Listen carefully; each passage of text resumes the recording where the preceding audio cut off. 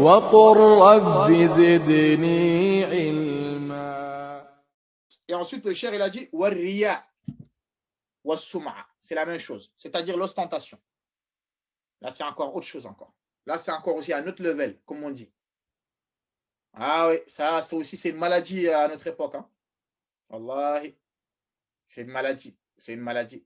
C'est pour ça de faire cette dua, les frères. Allahumma tahhir qalbi min al-nifaq wa a'mali min al-riya. Allah, purifie mon cœur de l'hypocrisie et de l'ostentation. Les frères, je vous conseille de faire cette dua tous les jours. Dans toutes vos prosternations, faites cette dua. Allahumma tahhir qalbi min al-nifaq wa a'mali min al-riya wa lisani min al-kadhib. Et préserve ma langue du mensonge. Ces doigts, ils sont importants, les frères. Très, très importants. D'accord? Là, maintenant, on va s'attaquer à une maladie. Cette maladie, pourquoi elle est dangereuse? Parce que c'est une maladie qui est cachée, en fait. C'est pour ça qu'elle est dangereuse. C'est une maladie qui peut venir à n'importe qui et qui peut t'attaquer à n'importe quel moment. C'est à toi de rester ferme et de renouveler ton intention toujours. Ce qui est mala, qui est l'ostentation. Ar-riya wa sum'a, c'est la même chose. D'accord? Riya, c'est ce qu'on voit, sum'a, c'est ce qu'on entend. C'est-à-dire que tu fais semblant d'embellir ta voix pour que les gens disent ah, mashallah, tel c'est un beau récitateur. Ou bien tu fais semblant de prier, de t'appliquer dans ta prière pour qu'on dise ah, mashallah, tel il a la crainte d'Allah dans sa prière, etc., etc. Tu le fais pour les gens. C'est ça qu'on appelle l'ostentation. Tout ce que tu fais, tu ne recherches pas la face d'Allah, mais ton seul but, c'est que les gens ils te fassent des éloges. C'est ça l'ostentation. Tout ce que tu fais. Et ça, c'est du shirk. Hein. Ça, c'est très grave. C'est très grave, qu'Allah nous en préserve. Donc, je répète, la définition de Ar-Riya, Izharul ibadati li qasdi ru'yati nasi laha. C'est le fait de montrer, de faire une acte d'adoration dans le seul but que les gens ils te voient et dans le seul but que les gens ils te fassent des éloges. C'est ça qu'on est, c'est ça l'ostentation. D'accord? Je répète, Izharul ibadati li qasdi ru'yati nasi laha. D'accord? Fayahmadunahu alayha. Après, il lui fasse des éloges. C'est ça la définition de Ar-Riya, l'ostentation.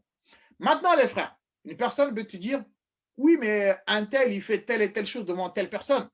Allah subhanahu wa ta'ala nous a dit quoi dans Surah Al-Baqarah? Dans Surah Al-Baqarah, Allah nous a dit in tubdu sadaqati fa ni'immahi wa in tukhfuha wa tu'tuha al-fuqara fa huwa khayrun lakum. Allah a dit quand tu fais une sadaqa, que tu la fasses en public, c'est bien. Mais que tu la fasses cachée, c'est mieux. Là, les savants, ils ont dit, quand toi, tu fais quelque chose en public, que ce soit une sadaqa, ou bien que ce soit une aide, mais toi, tu le fais dans l'intention pour que les autres te voient, pour les motiver à le faire. Ça, ce n'est pas de l'ostentation. Hein. Voilà, il faut bien comprendre. Faut bien... Quand toi, tu fais semblant de faire quelque chose, par exemple, toi, tu n'as pas beaucoup d'argent. Maintenant, c'est un exemple. Hein. Et toi, tu fais exprès de donner 10 euros parce que peut-être il y a un millionnaire qui est radin, qui lui, ne donne jamais. Toi, tu es en train de lui montrer un exemple en disant, voilà, il faut donner. Et lui, le fait qu'il te voit, bah, peut-être lui aussi, ça va le pousser à donner. Ça, ce n'est pas de l'ostentation. Ça, ce n'est pas de l'ostentation. L'ostentation, c'est toi, s'il n'y avait personne, tu n'allais pas le faire. Mais lorsque tu as vu que les gens, ils braquent leur regard sur toi, tu fais semblant de, voilà, tu fais semblant de bien montrer le billet de 100 euros. Voilà, il y en a, ils font semblant de regarder si c'est un vrai ou un faux pour qu'on voit bien que c'est un billet de 100 euros et tu donnes. Ça, c'est ça qu'on appelle de l'ostentation. Est-ce que vous avez compris ou pas? Et les savants, ils ont dit l'ostentation, bahrun la sahila lah. C'est une mer qui n'a pas de limite. C'est une mer qui n'a pas de limite, tellement c'est vaste. L'ostentation, c'est très, très vaste. Et wallahi, il n'y a qu'Allah qui peut t'en sauver. Il n'y a qu'Allah qui peut t'en sauver. Et donc, l'ostentation, c'est le contraire de la sincérité. Les deux, en général, ils ne peuvent pas se trouver dans le même cœur. Soit c'est l'un, soit c'est l'autre. Des fois, tu peux faire une chose pour Allah au début, et l'ostentation, l'ostentation, elle vient, elle veut prendre le dessus. Maintenant, c'est à toi de faire la bataille. Quand l'ostentation vient, c'est à toi de la repousser et de la rejeter. Et l'acte est continu. Mais si tu l'as commencé pour Allah, et l'ostentation, elle arrive, et toi, tu laisses faire, elle va prendre le dessus. Et cet acte-là, elle deviendra vaine, qu'Allah nous en préserve. C'est très dangereux. C'est clair ça ou pas? Et donc, la sincérité et l'ostentation ne peuvent pas se réunir dans un même cœur. Si l'un il vient, bah, l'autre il va partir. Allah subhanahu wa ta'ala, il nous dit dans la sourate 4, verset 142. Allah subhanahu wa ta'ala, il nous dit إن المنافقين يخادعون الله وهو خادعهم وإذا قاموا إلى الصلاة قاموا كسالى يراءون الناس ولا يذكرون الله إلا قليلا. Allah il nous informe que l'ostentation, c'est le caractéristique des hypocrites. Allah subhanahu wa ta'ala, il nous informe que l'ostentation, c'est le caractéristique des hypocrites. Qala jalla wa ala.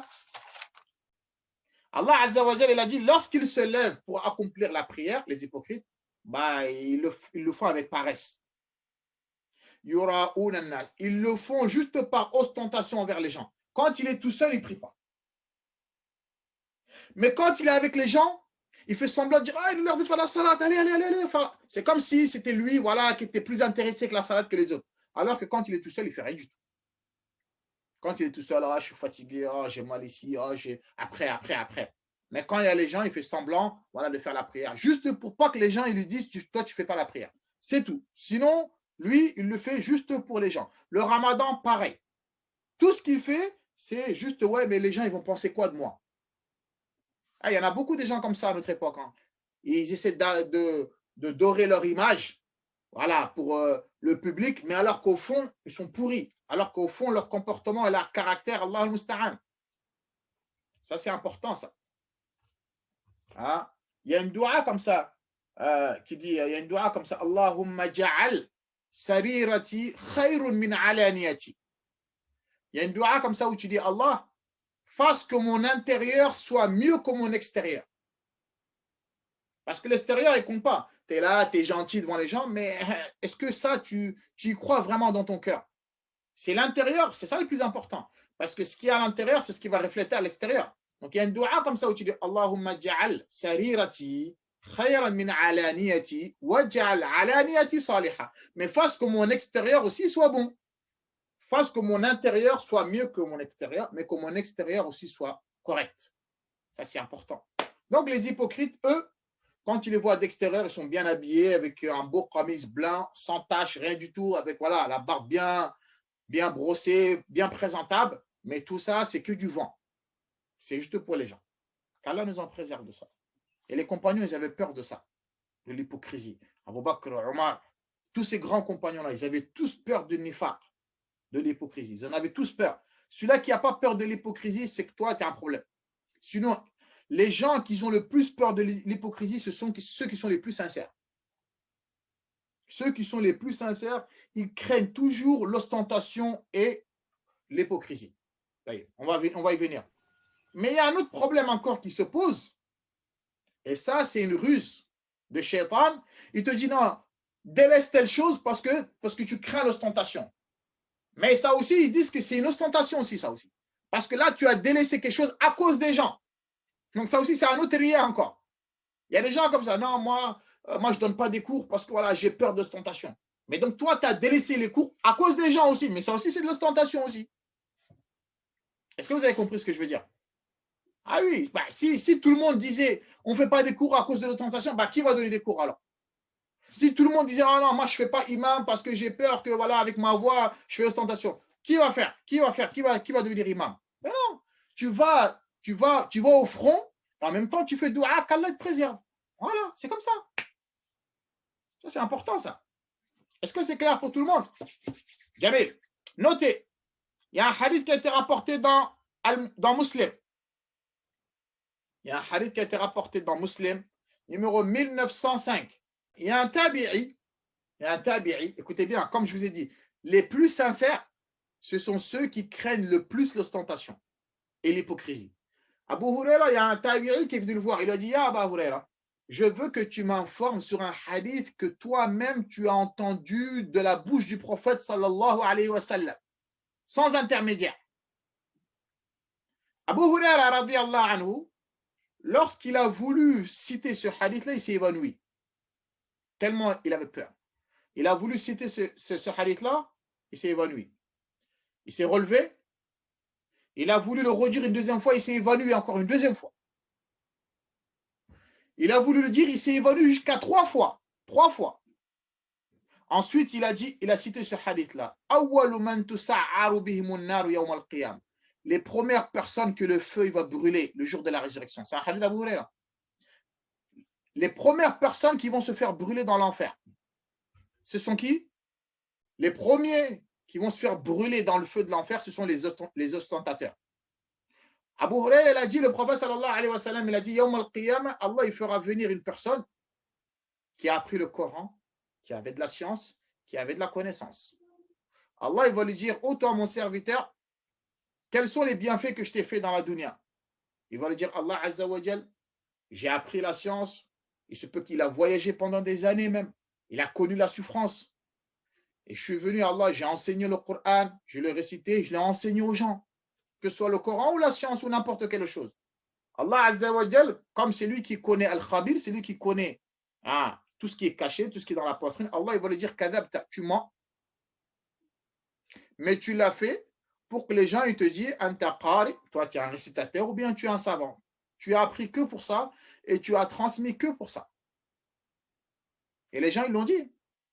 Ce que tu voulais, tu l'as eu. Donc moi, ne t'attends pas à être récompensé auprès de moi parce que tu ne l'as pas fait pour moi. Le prophète, il a dit que les anges ils vont lui prendre par son pied, ils vont le traîner sur son visage et ils vont le jeter en enfer. Vous imaginez? Pourtant, c'est quelqu'un, peut-être pendant toute sa vie, il a enseigné des milliers de gens à apprendre le Coran, tajwid, tout ce que tu veux, mais il n'était pas sincère.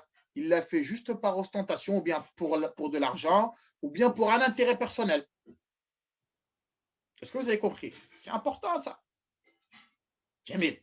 Abu Huraira, qui a rapporté le plus de hadiths, tellement il avait peur, c'est pour ça qu'il s'est évanoui 3 fois, tellement ce hadith il fait peur.